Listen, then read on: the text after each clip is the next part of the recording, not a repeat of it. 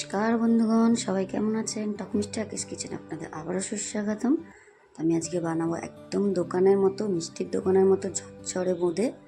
তো বাচ্চারা এটা ভীষণ ভালোবাসে, আমাদেরও ভীষণ ভালো লাগে। তাই আমার মেয়ে বায়না করলো যে একটু বোঁদে বানিয়ে দাও। তা আমিও একটু বোঁদে বানাতে বসে পড়লাম। দেখুন, আমি এখানে 100 গ্রাম বেসন নিয়েছি। আমি বেসনটা মেপে দেওয়ার জন্য দোকান থেকে আনিয়েছি 100 গ্রামের মতোই আমি করব। তো বেশি মিষ্টি দেবো না, আমি হালকা মিষ্টি দেব। আপনারা আপনাদের স্বাদ মতন দেবেন। যদি বেশি মিষ্টি পছন্দ করেন বেশি দেবেন, কম মিষ্টি পছন্দ করলে কম দেবেন। 100 গ্রাম বেসনকে আমি ভালো করে গুলে নিয়েছি। এই সময় বর্ষা, তো বর্ষার সময় কিন্তু বেসনটা ডেলা হয়ে থাকে, তো সেটা কোনো টেনশনের কারণ নেই।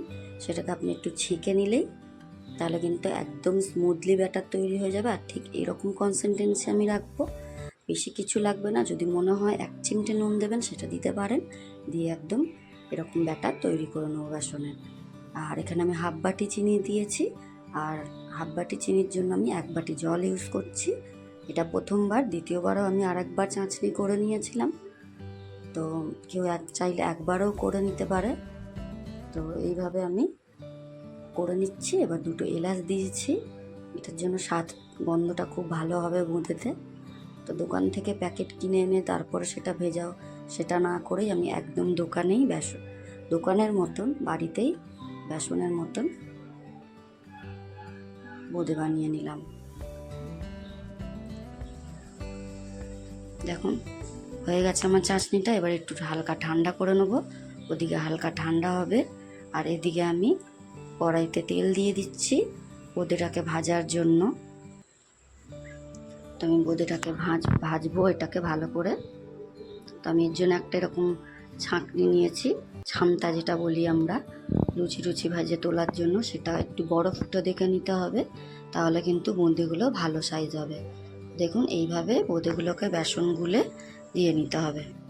আমি কিন্তু এরকম করে প্রত্যেকটা ভেজে নেব। ভেজে নিয়ে আমি তুলে নেব। নিয়ে এবার দোকানে ঠিক যেমন কালার হয় আমি ঠিক সেরকম কালারেরও বানাবো। সেটা আপনারা পুরো ভিডিওটি দেখুন। আর অবশ্যই আমার ভিডিও যদি ভালো লাগে অতি অবশ্যই লাইক, কমেন্ট, শেয়ার এবং একটা সাবস্ক্রাইব করতে ভুলবেন না প্লিজ। তো আমি বোঁদেগুলোকে ভেজে তুলে নিচ্ছি। এগুলোকে কিছুটা এরকম ভেজে নিচ্ছি। এটাকে বেশি ভাজবো নর্মালটা, তারপর একটু কালার দিয়ে ভাজবো, তাহলে কিন্তু একদম দোকানের মতন তৈরি হয়ে যাবে। তো দেখুন এরকম করে আমি ভেজে নিচ্ছি নর্মালটা। এইভাবে সবকটাকে ভেজে নিচ্ছি। এইভাবে প্রথমে নর্মালটা, তারপরে একটু করে কালার দেবো, সেটাও আপনারা দেখতে পাবেন।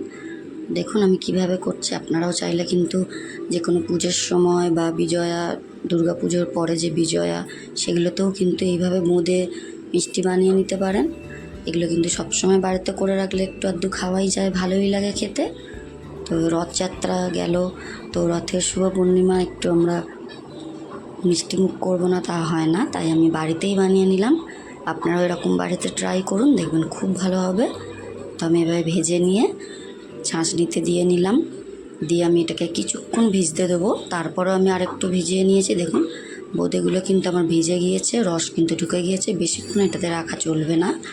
তারপরে আমি এইভাবে তুলে নেবো, নিয়ে আমি থালার মধ্যে এটাকে শুকনো করে নেবো, তাহলে কিন্তু একদম পারফেক্ট ঝরঝরে হবে, বসে যাবে না।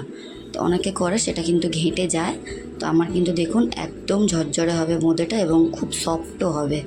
যে ঝরঝরে হবে বলে যে শক্ত থাকবে না, খুব কিন্তু নরম হবে এবং সুন্দর হবে। তো আমি একটু হলদে কালারের জন্য একটু হলদে ডাস্ট কালার দিয়ে নিয়েছি, দিয়ে এটাকে হলুদ আর লাল আর সবুজটাকেও আমি করে নেবো। ওগুলো আমার জেল কালার ছিল, আমি ওটা দিয়ে নিয়েছি। ফুড কালার অতি অবশ্যই সবগুলো। তো আমি লাল করে নিয়েছি, আর সবুজটা একটু গাঢ় হয়ে গিয়েছে, আপনারা চাইলে একটু হালকা দেবেন। তো এইভাবে আমি সবুজ লাল সবগুলোকে এইভাবে ভেজে নেব। দেখুন একটু গাঢ় হয়ে গিয়েছে আমার সবুজ কালারটা, আপনারা কিন্তু হালকা দেবেন একটু, তাহলে হবে। এটা কিন্তু পারফেক্ট হয়ে যাবে যখন আমরা এটাকে ভিজতে দেবো রসের মধ্যে। তো হয়ে গেছে সবুজ করা, তারপরে লালটাও আমি করে নিচ্ছি এইভাবে। নিয়ে সবগুলোকে ভেজে আমি বোঁদেগুলোকে তুলে নিচ্ছি। দেখুন কত সুন্দর কালার হয়েছে। এগুলো কিন্তু কালার যেগুলো, সেগুলো কিন্তু একদম অল্প পরিমাণে দিতে হবে, নাহলে কিন্তু ভালো লাগবে না। নর্মাল যেটা বেসনের, সেটা কিন্তু বেশি করে বাড়তে হবে। দেখুন আমি সবগুলোকে করে নিয়েছি, একদম ঝরঝরে হয়েছে। এগুলো আমার রসেও ভেজানো হয়ে গিয়েছে, দিয়ে একদম পারফেক্ট ঝরঝরে বোঁদে তৈরি। আপনারা জানাবেন আপনাদের কেমন লেগেছে সেটা অবশ্যই আমাকে কমেন্টে জানাবেন।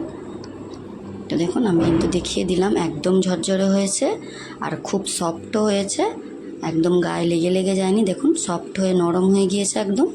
তো অবশ্যই আপনারা জানাবেন কিন্তু। আর এদিকে দেখিয়ে নিচ্ছি আপনাদের, দেখুন কতটা সুন্দর দেখতে লাগছে। আমার মেয়ে নিয়ে বসেও গিয়েছে খেতে। দেখুন ওর নাকি ভীষণ ভালো লেগেছে। দেখুন দেখা হবে আপনাদের সঙ্গে পরবর্তী ভিডিওতে। টাটা, আপনারা ভালো থাকবেন, সুস্থ থাকবেন।